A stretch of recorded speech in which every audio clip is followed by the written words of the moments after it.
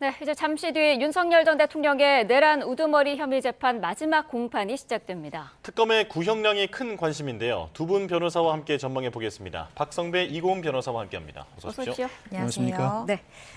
자, 오늘 결심 공판 오전 9시 20분부터 시작이 되는데 긴 시간 이어질 것으로 예상이 됩니다. 어떤 순서로 진행이 될까요? 형사재판은 기본적으로 인적 증거에 대한 재판을 오랜 기간 진행해 옵니다. 증인 신문이라고 표현하는데 네. 재판 막바지에는 증거 서류에 대한 조사로 재판의 막바지를 다듬는 절차를 밟게 됩니다. 오늘은 서증 조사를 마무리 짓고 서증 조사, 즉 증거 조사가 모두 마무리된 이후에 네. 검사가 최종 의견을 진술하고 구형 절차를 밟게 됩니다. 구형 이후에는 피고인의 변호인이 최후 변론을 하게 되고 이후에 당사자인 피고인에게 최후 의견 진술 기회를 부여하게 됩니다. 다만 이 사건의 경우에는 피고인이 윤 전 대통령 외에도 7명을 포함해 모두 8명인 만큼 검사가 피고인 전체에 대해서 최종 의견과 구형을 한 이후에 각자의 변호인들이 최후 변론을 하고 나아가서 역시 각자의 피고인들이 최후 의견 진술을 할 것으로 전망됩니다. 네. 예. 그렇다면 구형은 언제쯤 알 수 있는 건지 궁금한데요. 밤 늦게 나올 수도 있는 건가요? 네, 그렇습니다. 아마 오전 중에는 증거조사 결과에 대한 각 피고인들의 의견을 또 청취해 볼 것이고 이후에 이제 검찰의 구형과 각 구형의 이유들에 대해서 이야기를 해야 되는데요. 그 과정에서 단순히 구형량만 이야기하는 것이 아니라 왜 특검에서는 이렇게 상당한 구형량을 결정했는지를 이 8명의 피고인에 대해서 각각 설명을 해야 됩니다. 따라서 네. 오늘 오후 내지는 굉장히 또 늦게 이 부분에 대해서 나올 가능성이 있어서 조금 더 좀 시간이 소요될 가능성이 높지 않을까 싶습니다. 네. 오늘 이제 구형의 피의자가 모두 8명인데 그러면은 이 구형 자체도 각각 이제 하게 되는 건가요? 아니면은 좀 한꺼번에 발표할 가능성도 있을까요? 네, 각각에 대해서 하게 될 텐데요. 네. 일단은 검찰의 최후 진술, 최후 의견을 이야기할 때 각 피고인에 대한 구형량과 네. 그 구형량을 이야기하면서 이 구형량을 결정하게 된 이유를 함께 설명하는 것이 통상적입니다. 아무래도 1피고인으로 지목되는 윤석열 전 대통령에 대한 구형이 가장 먼저 나올 가능성이 있고요. 네. 윤 전 대통령에 대한 구형량을 먼저 이야기한 다음 구형 사유를 이야기할 것이고 아마 2피고인, 3피고인 순으로 이 피고인의 이 공소장에 기재된 이 병합 순서에 맞춰서 이 구형량에 대해서 순차적으로 이야기하지 않을까 싶습니다. 네. 예. 어제 특검팀이 구형 회의를 6시간이나 진행했다라고 하는데 어떤 내용이 오갔을까요? 무엇보다도 구형을 어느 정도 형량으로 설정할지를 두고 회의를 이어갔을 것이고 그 외에도 특검 입장에서는 최종 의견 진술을 해야 합니다. 네. 전체적인 재판 진행 상황을 모두 갈무리하는 차원에서 재판부를 설득하고 나아가서 국민에게 일정한 메시지를 전달한다는 차원에서 각자의 피고인에 대해서 어떠한 최종 의견 진술을 할지 충분한 논의를 거치는 과정에서 시간이 상당 부분 소요된 것으로 보입니다. 아마 결국은 구형을 하는 과정에서 형량을 다듬는 절차를 밟을 터인데 형평성도 고려해야 합니다. 내란 우두머리와 내란 중요 임무 종사 등 각자의 지위와 역할에 맞추어서 각자의 구형량을 차등을 두어야 하는데 그 과정에서 어떤 형태를 기준으로 각자의 피고인에게 어떠한 구형을 할지를 두고 치열한 논쟁을 벌였을 것으로 전망됩니다. 네. 자, 저희가 지금 화면상으로는 서울중앙지법의 내부 모습을 보여드리고 있습니다. 아직까지 관련자들이 들어오고 있는 상황은 아닌데요. 오늘 재판이 열리는 곳이 이제 417호 대법정이지 않습니까? 여기가 네. 사실 근데 전직 대통령들이 섰던 그런 장소죠. 네, 그렇습니다. 의미가 큰 장소인데요. 417호 대법정은 박근혜 전 대통령의 재판이 있었던 곳이기도 하고 네. 이 전두환 전 대통령 등 전직 대통령들의 중요한 재판이 있었던 곳이기도 합니다.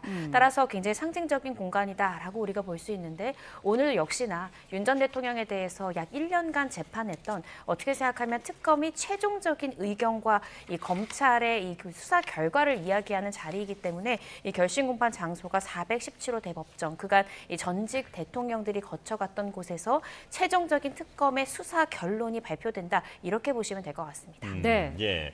자, 오늘 피고인은 앞서 짚어주신 대로 8명인데 각각의 재판이지만 지금 한 번에 병합돼서 진행이 되고 있습니다. 그 이유는 뭡니까? 이 사건은 같은 재판부에서 윤 전 대통령 사건과 군 관계자 사건, 나아가서 경찰 관계자 사건 3가지로 나누어서 재판이 진행돼 왔습니다.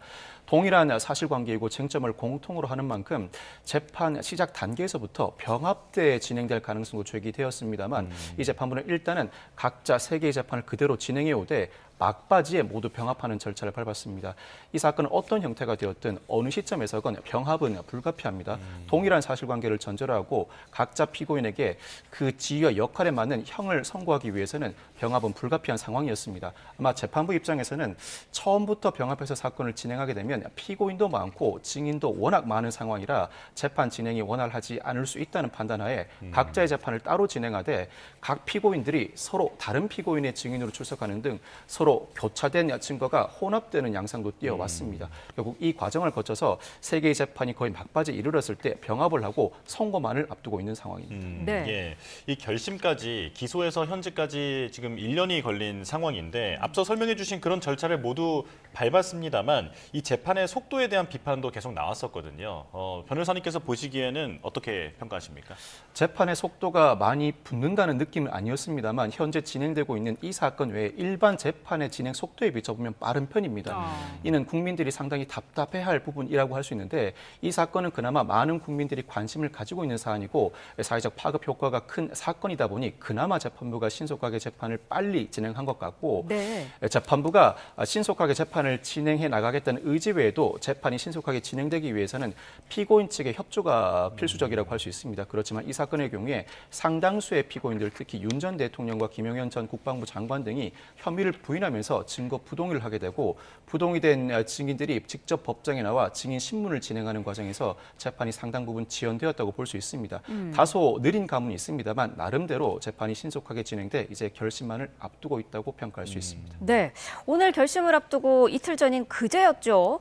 특검팀이 공소장 변경 허가를 받았습니다. 이 부분도 좀 짚어봐야 될 것 같은데요. 네, 맞습니다. 이 부분을 두고 윤 전 대통령 등 피고인들의 변호인들도 또 굉장히 반발을 하기도 했었는데요. 네.